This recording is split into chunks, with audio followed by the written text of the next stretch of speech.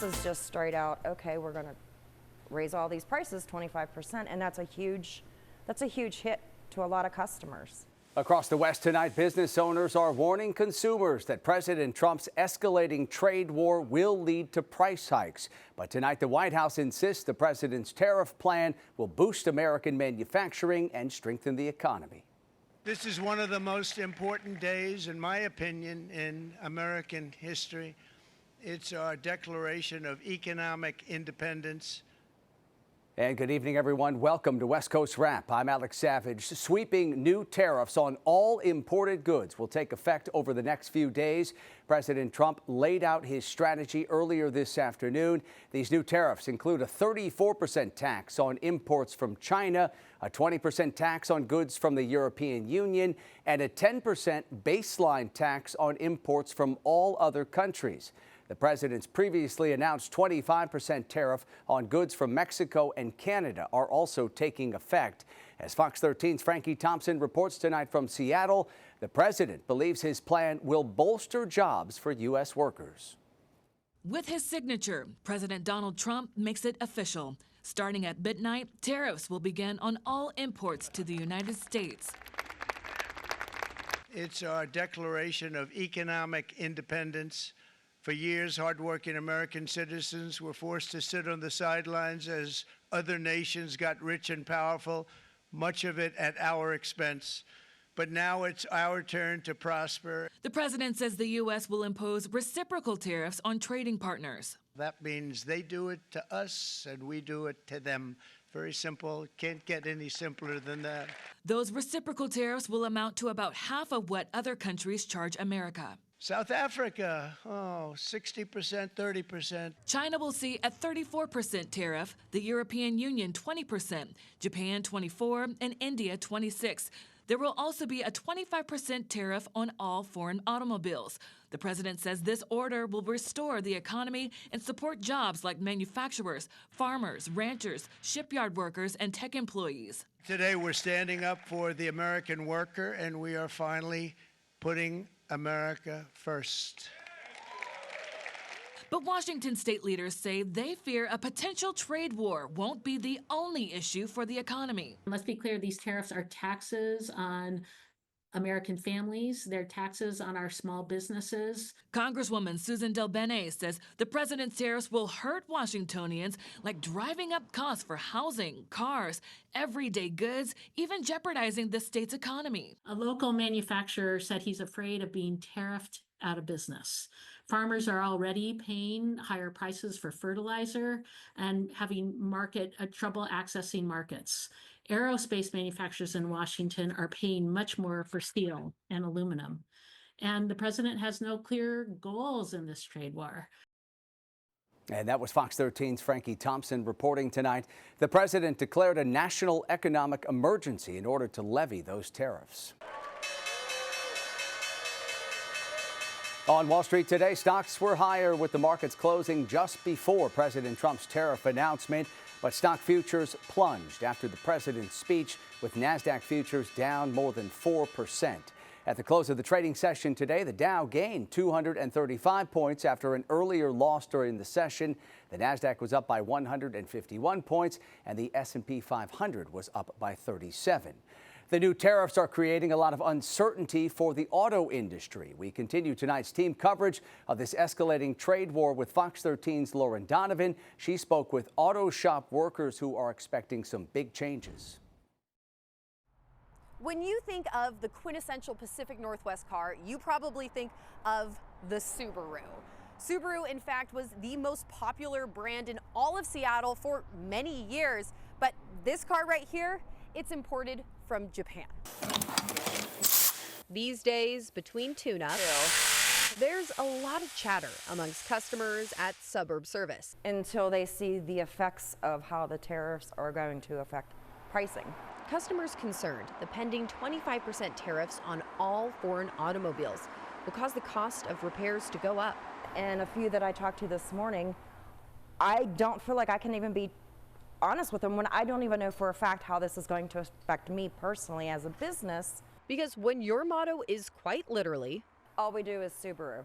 an independent repair shop specializing solely in serving the Japanese brand, there's nowhere to run. Not for owner Deborah Christner, and certainly not for her treasured patrons. They are going to be the ones to pay the full impact. To showcase the impact, Deborah dug into her inventory. Sifting through some popular items she knows will rise in price. Wipers, drive belts, they all come from Subaru, and they're all imported from Japan or other countries such as Mexico. And if that wasn't enough, they tell me you're gonna feel it under the hood too, especially during your next oil change. How much is an oil change even gonna cost anymore? We don't really know. There's little Deborah can do about what's to come, but she saw the writing on the wall weeks ago and took action to stave off sticker shock. Oil filters, air filters, I stocked up on as many as I could to at least give myself a couple weeks to kind of see where our tariff increases were going to be before I had to actually start pushing it on to the customers. Because what it is today is not going to be what it was last week. Reporting in Lake Forest Park, Lauren Donovan, Fox 13 News. And we have more on President Trump's new tariffs on our website, westcoastwrap.com. Our online coverage breaks down when economists think prices will begin to rise and details on where money collected from tariffs goes. Authorities in Colorado have found the second of two men who escaped from ICE custody recently. Investigators posted images of Gaylord Vito Romero to social media, saying they found him riding a bus in Denver yesterday. He'd escaped from a detention facility in Aurora, Colorado last month. ICE agents say they're turning him over to U.S. Marshals Service to face criminal charges. They believe he has ties to a Venezuelan gang. The other ICE detainee who escaped from that facility has already been captured. We have an update tonight on that Arizona school bus crash we told you about last night here on the show. Authorities say they've arrested the driver of an SUV who caused this crash yesterday along Interstate 10 northwest of Tucson. Nicholas Rodriguez made his first court appearance today. Authorities say he was under the influence of cannabis when his SUV veered into this school bus and caused the crash. Several students and chaperones were injured, including one victim whose hand had to be amputated. That school bus was carrying students from Kingman School District in northwest Arizona to an event in Tucson.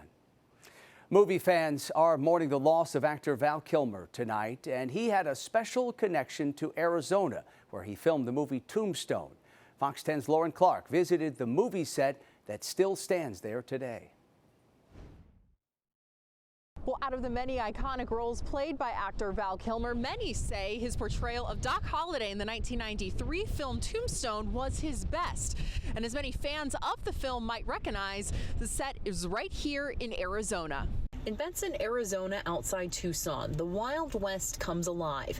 Dozens of westerns were filmed on the Mescal movie set grounds, but one classic has forever roped it into movie history. And a lot of people come here because they want to walk in the footsteps of Val Kilmer and Kurt Russell. The 1993 blockbuster Tombstone with big stars and big gunfights. One of the highlights, actor Val Kilmer, who breathed life into the famed character of Doc Holliday. If you felt like you lost a friend.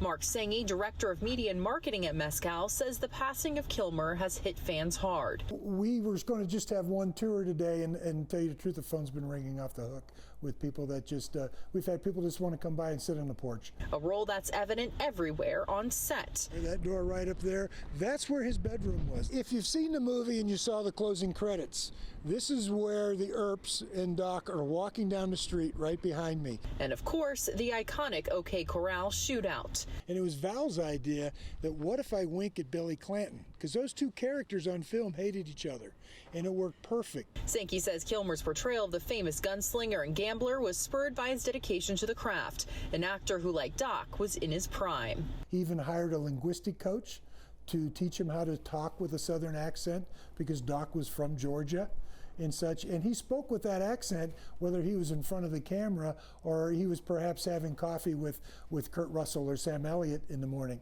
Now, 3 decades later, his role is still felt in southern Arizona. It's been 32 years. and it still has a big economic impact to go down and talk to any business owner in the town of Tombstone. An impact that's clear in the city's Facebook posts, sending their condolences to a man who's become as legendary as the man he portrayed in the film. Writing in part, "Rest in peace, Val. You'll always be our Huckleberry." Reporting in Benson, Lauren Clark, Fox 10 News. According to TMZ, Val Kilmer's health had deteriorated significantly nearing the end of his life, leaving him unable to get out of bed before his death. Kilmer hadn't appeared in public for several years. Fellow actors and celebrities have been honoring Kilmer's life and his remarkable career. I talked earlier with TMZ's Michael Babcock about Kilmer's dedication to his craft and a certain intensity that he always brought to the set. Oftentimes you would hear co-stars of Val's perhaps describe him as being a little bit tough to work with on set, but I think that's probably why the result was so good, and he did care.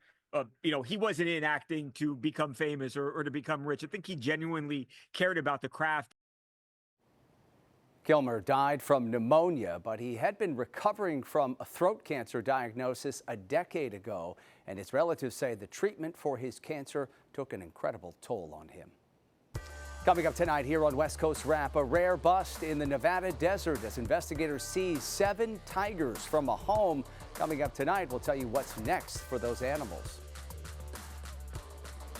And in weather, here is our live camera in LAX. Current temperature of 58 degrees, showing you a few clouds out there. We're going to update the West Coast Wrap forecast coming up. Even though it looks bad from here, when you walk around on the ground, it's just so vibrant. Blooming back to life in Colorado. Also coming up tonight, we'll show you what's helping restore terrain that's been charred by wildfires. Authorities in southern Nevada seized 7 illegally owned tigers from a home earlier today. Here's video from that scene at the home in Pahrump, about 60 miles west of Las Vegas. The Nye County Sheriff's Office says it issued search warrants here this morning for repeatedly violating various county ordinances. The owner of this property, Carl Mitchell, has been arrested for resisting an officer. Authorities are now working to get those 7 big cats to an animal sanctuary. They say the owners have been violating county rules and permits for the last 7 years.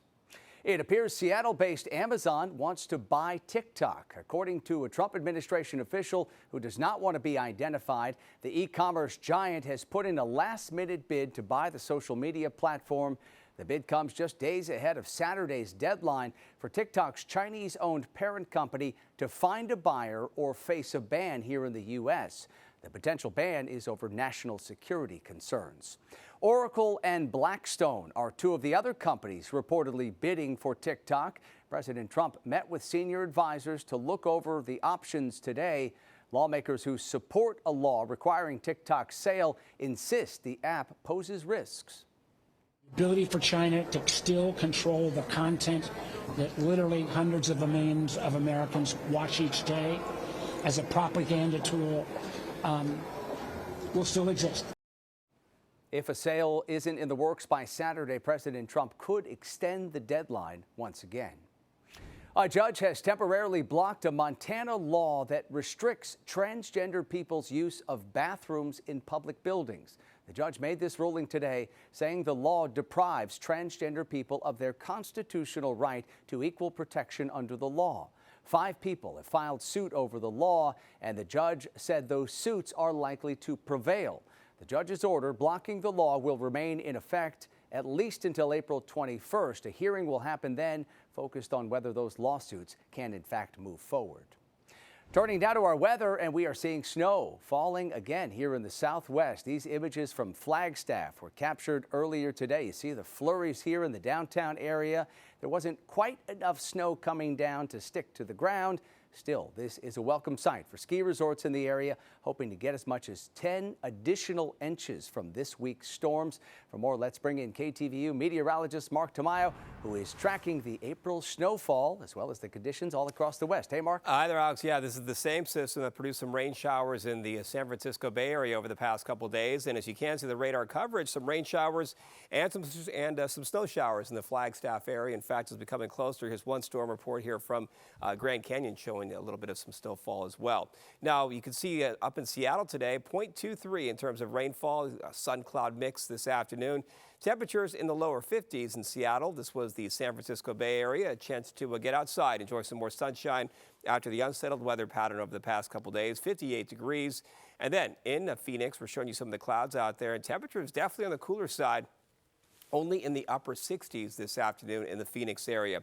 Right now, it is 56 degrees in Las Vegas, 39 in Denver. They're talking about some snowfall in their forecast for tomorrow. And then up in Seattle, we have a current temperature of 48 degrees as we check out the satellite view up and down the West Coast. And still a little bit of some shower activities you can see here. Nothing widespread, but still some clouds and some showers nearby up in portions of the Pacific Northwest. For California, a chance to dry out, but Southern California, they could pick up some showers, at least a chance for tomorrow afternoon. And here is the coverage once again, as you can see, moving into parts of Arizona, southern Nevada from earlier today. Checking out the plan for tomorrow, looks like a sun cloud mix for Seattle, so for San Francisco, partly to mostly sunny skies. The main action will be out toward Denver, and their snowfall chances will be going up with temperatures maxing out in the mid to upper 30s, maybe close to 40 degrees. And then there's that shower chance in Los Angeles for tomorrow. So once again, the big weather story will be all this snowfall, as you can pick out parts of Utah, out toward parts of Colorado for tomorrow afternoon. And then up in the Pacific Northwest, some clouds right around maybe up into portions of Oregon, maybe a few showers there as well. And then there is that shower chance down in Southern California, nothing too major, not a major storm. And that's kind of the deal for your Thursday outlook. So here's the forecast over the next 3 days. Thursday, we'll have a sun cloud mix for Seattle. Fairly quiet weather pattern that'll take us into the weekend. They could have some more rainfall by Sunday. For San Francisco, temperatures in the 60s. The overall warming trend, though, really kicks in, as you can see, for Southern California, back up into the 70s by Saturday, and then back up into right around 80 degrees in Phoenix, as you can see, for Saturday as well. So some storms still producing some snowfall, and that's what you kind of get for April for this time of year. So get some lingering impacts of winter, and that'll be in the forecast over the next few days. Still kind of that mixed bag right now. All right, Mark, thank you. Yeah. Helicopters are being deployed to areas outside of Denver where wildfires have burned through hundreds of acres of brush, but they're not dropping water. This time they're dropping seed. Fox 31's Ashley Michaels spoke with people behind this project who are hoping to bring that region back to life. Behind these gates, a once popular park for hikers and bikers now sits vacant. This is a really dangerous area to be right now. These trees have been damaged. They could fall over without much warning. Last year, the quarry fire scorched nearly 600 acres of Jefferson County open space land. It was contained entirely within the park boundaries of Deer Creek Canyon Park, so there were no structures that were risked. Now Mother Nature needs a little help to rebuild what was lost. Really, we're trying to keep as much of this burned material on site as possible because Chatfield Reservoir is downstream. So what we've been doing is using helicopters to drop native seed mix. 8,000 pounds of grass and wildflower seed is being hoisted up and hauled away across 54 acres of the hardest hit spots. The reason that's what we're planting is because those come up the quickest, and we need those to stabilize the soil.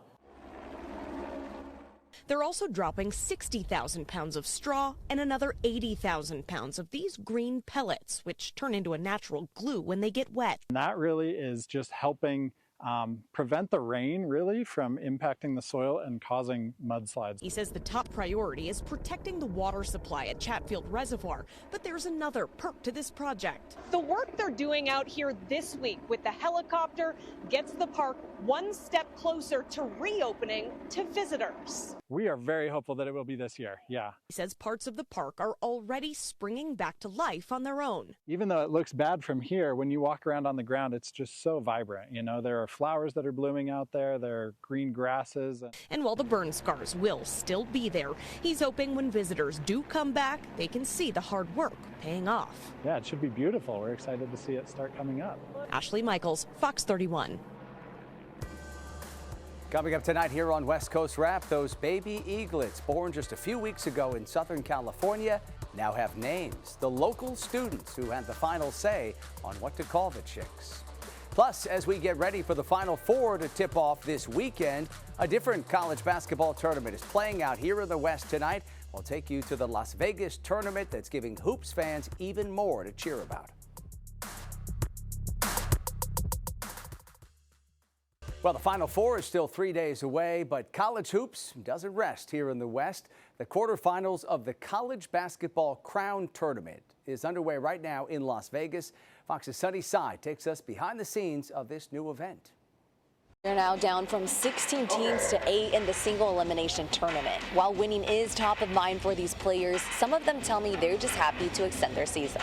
It was hard not making the tournament, knowing that we'd been there the past 3 years and it'd been a great experience. This is Tyson Dagenhart's first year not playing in the NCAA tournament. Kind of the way life goes, you can't always get what you want. Boise State is one of 16 schools playing in the inaugural year of the College Basketball Crown. I think it's a great time for this tournament, knowing that there's not much other college basketball on. The Final Four is this upcoming weekend, but these games are when no one else is on, so we're the only college basketball on. More than anything, this tournament gives teams another go at prolonging their season. We're trying to milk out the season to keep these guys as long as we can, because this team loves each other, they love playing with each other, they love going to practice together, so that's the driving force. We're very happy to continue on with our season and compete for a championship. You just don't get those opportunities in life very often. We've been very lucky. We have not had one player that has entered the portal at this time. We'll see what happens after the season, but I think that speaks to the character of our guys, that they want to continue to come out and play together.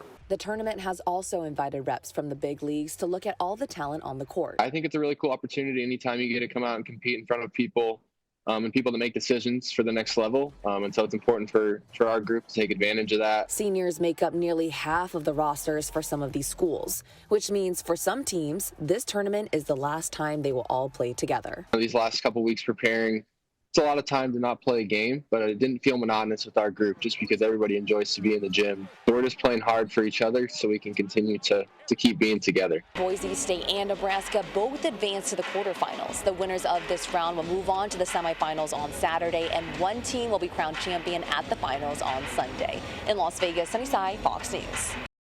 And finally tonight, the baby eaglets we've been following in Southern California finally have names. Meet Gizmo and Sunny. Friends of Big Bear Valley revealed their names today after asking the public to submit ideas. Big Bear Valley elementary school students had the final say, voting from a list of finalists. The bigger bald eagle chick Sunny hatched 4 weeks ago, and Gizmo hatched just a few days later. Now, let's give you a live look tonight at their nest, which obviously everyone is continuing to focus on here in the San Bernardino Mountains. Their famous parents, Jackie and Shadow, have not welcomed new additions in 3 years. And from the live picture here, you can see one of the parents hovering over those eaglets. These new bald eagle chicks are considered a really big deal because the birds were once in danger of extinction, but now they finally have names tonight. All right, that does it for West Coast Wrap. A quick reminder here before we go tonight, you can stay up to date on all the stories we're covering across the West Coast at westcoastwrap.com. And please, we invite you to stream all of our shows on your smart TV. All you need to do is download the free Fox Local app. A gorgeous sunset here over the Bay Area. Have a great night.